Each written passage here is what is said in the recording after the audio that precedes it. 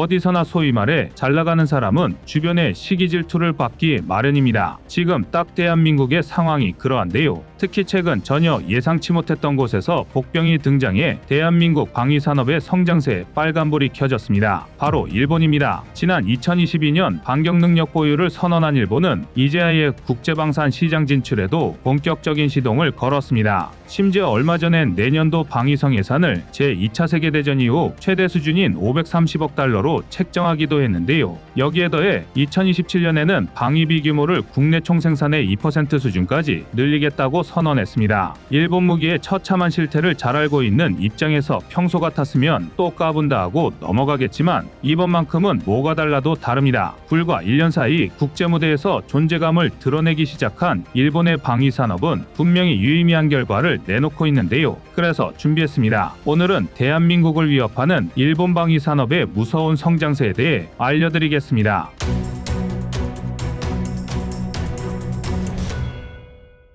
최근 대한민국과 미국, 일본은 영내 공동위협에 효과적으로 대응하기 위해 3자협의 공약을 채택했습니다. 쉽게 말해 3국이 공통된 적성국의 도발, 이를테면 중국이나 북한이 도발이 발생했을 때 서로 협력하여 정보를 교환하거나 메시지를 조율하는 등 효과적인 대응 방안을 찾겠다는 것인데요. 3자협의 공약은 어떤 의무나 동맹이 아닌 자국의 이익에 따른 자율적인 선택이지만 오직 안보적으로만 봤을 때는 협의 공약 채택에 적지 않은 의미가 있다는 게 전문가들의 공통된 평가입니다. 물론 말씀드렸다시피 이는 단편적인 시각에서만 바라봤을 때고 이제는 좀 더 복합적이고 현실적인 문제들에 집중할 필요가 있습니다. 가장 큰 문제는 다른 것보다 일본을 신뢰할 수 있겠냐는 건데요. 일본은 아베 신조가 정권을 잡으면서부터 상당한 속도로 우경화되기 시작했습니다. 지난 2022년 반격능력 보유를 선언한 건 그 정점이라고 할 수 있습니다. 심지어 헌법까지 입맛대로 뜯어고쳐가며 집단적 자위권을 확보하려는 일본 내각의 억지는 자국민들마저 경악하게 만들기 충분했는데요. 이에 일각에서는 중국과 북한의 무력 도발은 일본의 재군사화를 위한 타이밍 좋은 핑계거리일 뿐이다라는 해석까지 나오고 있습니다. 특히 쿠릴 열도 등에서 일본과 영유권 분쟁을 벌이고 있는 러시아는 일본의 직접적인 비난을 하고 나섰습니다. 일본의 군사화가 아시아 태평양 지형도를 더 불안정하게 만든다는 것인데요. 인정하기 싫지만 이번만큼은 러시아가 맞는 말을 한 것 같습니다. 선제 공격이 가능한 군대를 꿈꾸며 자위대를 팽창 중인 일본의 행태는 그들과 다르게 여전히 과거 침략의 역사를 기억하는 여러 아시아 국가에 위협을 주고 있습니다. 특히 대한민국으로서는 안보와 경제 어느 쪽으로든 좋지 않은 상황입니다. 일례로 스탠드오프 타격 능력 보유를 들 수 있는데요. 일본은 2020년대 후반 배치를 목표로 해상자위대 잠수함에 탑재해 원거리의 목표물을 타격하는 장사정 순항미사일 개발을 서두르고 있습니다. 현재 육상자위대가 운용하는 12식 지대함유도탄을 응용한 이 스탠드오프 미사일은 사거리만 약 1000km에 달해 반격 능력을 확보하기 위한 핵심 전력으로 꼽힙니다. 일본이 보유한 24척의 잠수함 중 무려 21척이 이 장사정 순항미사일을 운용할 수 있다는 걸 생각하면 사실상 대한민국을 포함한 아시아 전역이 일본의 타격 범위 안으로 들어가는 것이나 마찬가지입니다. 이는 절대 간과할 문제가 아닌데요. 여기서 끝이 아닙니다. 문자 그대로 고삐가 풀린 일본은 길길이 날뛰고 있습니다. 일례로 이미 C2 수송기에서 발사하는 방식의 스탠드오프 미사일 개발에 돌입한 상황입니다. 미국에서 공개한 래피드 드래곤 시스템과 유사한 형식인데요. C2 수송기는 약 20톤의 화물을 싣고도 7,600km를 비행할 수 있습니다. 여기에 사거리가 900km에 육박하는 재즘을 팔레트로 탑재한다면 수백 발의 스탠드오프 미사일을 단 한 번의 출격으로 쏟아부을 수 있는 셈입니다. 하물며 채공 시간이 긴 수송기의 특성을 생각하면 일본의 의도는 쉽게 짐작됩니다. 육상자위대가 운용하는 로켓이나 지상의 미사일 발사대, 해상자위대가 운용하는 구축함도 모자라 항공자위대까지 본격적인 원격 타격 능력을 갖추겠다는 것인데요. 아닌 게 아니라 일본은 이를 위해 미국의 합동장거리 공대지 순항미사일 제즈미알 도입을 결정지었습니다. 일본이 구입한 제즈미알 패키지는 총 1억 400만 달러, 하나 약 1377억 원 규모로 추가로 최대 50발의 미사일을 포함해 훈련용 미사일과 전파방해 방지용 위성항법 장치, 예비 부품 등으로 구성되는데요.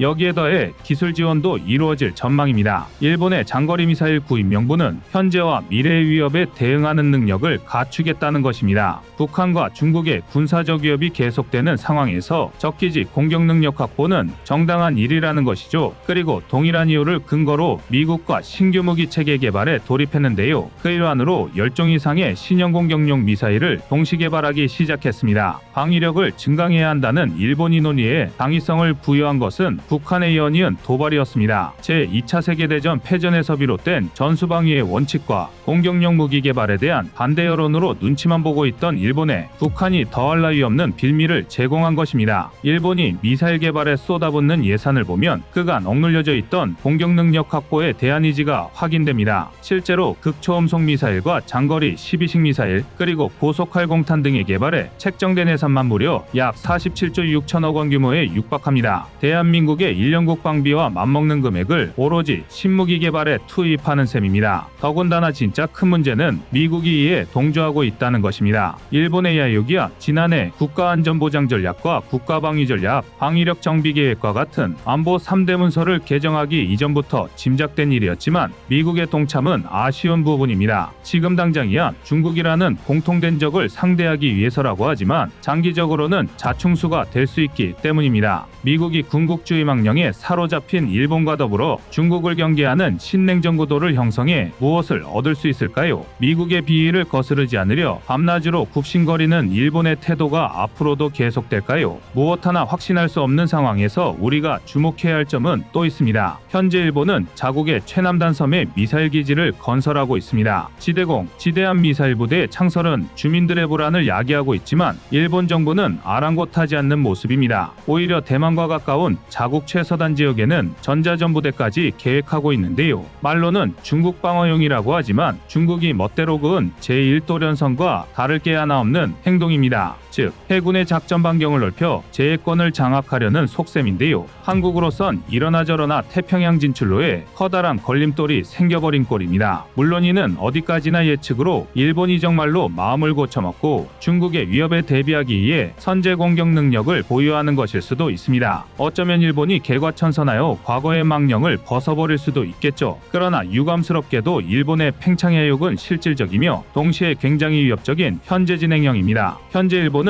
방산 분야에서 아시아의 생산기지로 주목받고 있습니다. 세계 최대의 방산업체들인 로키드 마틴과 BAE 시스템은 본격적인 아시아 사업을 위해 일본을 거점으로 삼고 있는데요. 이를 위해 BAE 시스템은 기존 말레이시아에 있던 아시아 사업 총괄본부를 일본으로 이관할 계획이며 로키드 마틴 역시 싱가포르에 있던 아시아 총괄 거점을 일본으로 옮긴 상태입니다. 이뿐만이 아닙니다. 미국의 방산기술 기업인 L3 해리스 테크놀로지 역시 지난 2022년 일본 현지에 법인을 설립했습니다. 이들 글로벌 방산업체들의 일본 진출은 쑥대밭이 된 일본 방산 생태계의 부활을 예고하는 것이나 다름없습니다. 동북아의 군사적 긴장감 고조를 핑계로 진행 중인 군비 확장 프로젝트와 세계적인 방산업체들의 일본 정착은 시사하는 바가 적지 않습니다. 아직까지는 단순한 하청에 불과한 수준이지만 방위력 증강을 위한 국방비 증가분을 고려하면 한국의 위협이 되기 충분합니다. 실제로 일본은 그들이 원하는 반격 능력을 확보하기 위해 2027년까지 약 43조엔을 투입한다는 계획인데요. 이는 하나로 389조 3,500억 원이라는 천문학적 금액으로 방위비 지출 규모에서 세계 3위에 해당합니다. 물론 어느 국가든 방위나 안보를 목적으로 예산을 집행할 수 있으며 때에 따라선 그 규모가 증가하기도 합니다. 그러나 일본의 국방비 증가 액수는 전 세계에서도 찾아보기 힘든 이례적인 규모입니다. 과거 중국이 45억 달러에 달하던 국방비 규모를 약 5년 만에 106억 달러로 2배가량 늘리기는 했어도 그 외엔 사례를 찾기 힘든 일입니다. 그리고 막대한 예산이 군비에 투자된다면 그 결과는 뻔한 일입니다. 우선 일본은 반격 능력을 위한 장거리 미사일 확보와 노후화된 무기 체계의 유지 관리를 위해 일부 예산을 집행할 예정입니다. 앞서 소개한 항공기 및 잠수함용 순항 미사일이나 고속활 공탄 등이 그것인데요. 이와 함께 미국산 크루즈 미사일도 구매한다는 계획입니다. 무기 개발은 고도의 첨단 기술을 필요로 합니다. 그리고 개발 과정을 지원할 막대한 규모의 자금력도 필요하죠. 사실 지금까지 일본산 무기들은 국제무대에서 제대로 된 힘을 발휘하지 못했습니다. 과거 전쟁에 대한 책임으로 자위대 무장에서 제약이 있었으며 무기들의 해외 수출도 제한돼 있었기 때문입니다. 그러나 일본 무기의 해외 이전을 금지하던 무기 수출 3원칙은 아베 신조 집권 당시 방위장비 이전 3원칙으로 대체되었고 2023년에는 그마저도 무력화됐습니다. 기존 원칙을 뒤집어 살상 무기 수출이 가능하도록 바꾼 것입니다. 물론 이전에도 일본은 무기 수출을 위해 많은 노력을 진행해왔고 그것이 한국에 위협이 되지는 못했습니다. 일례로 일본은 자국에서 운용하던 포로백급 훈련 지원함이나 AH-1 공격 헬기 및 P-3 해상 초계기 등을 퇴역시키며 이들 중고 장비 수출을 추진한 바 있습니다. 또한 무기 수출에 대한 제한이 없어진다고 하더라도 당장은 일본산 무기의 강점을 찾기 힘들다는 평가가 많습니다. 우선 아직까지 규모의 경제가 성립되지 못한 데다 높은 인건비와 물가 탓에 기본 판매 단가가 너무 비싸다는 지적입니다. 일본 재무성조차 비판할 정도로 악명 높은 무기체계 양산 단가는 현재 전 세계 방산 시장에서 경쟁력을 찾아보기 힘듭니다. 게다가 수출 경험이 없다 보니 무기 협상 노하우가 부족하다는 점도 단점으로 꼽힙니다. 심지어 그렇다고 이 모든 단점을 극복할 만큼의 기술력을 가진 것도 아닙니다. 하지만 글로벌 방산 기업들의 이전과 생산 라인 구축 그리고 막대한 예산 투입은 현재 지적되는 단점들을 보완할 기회가 될 것입니다. 또한 일본 정부는 자신들이 생산한 무기를 구입하는 국가에 예산을 지원하는 OSA 프로그램을 시행하고 있으며 실제로 필리핀과 베트남이 이 OSA 프로그램을 통해 다목적 경비함을 지원받았습니다.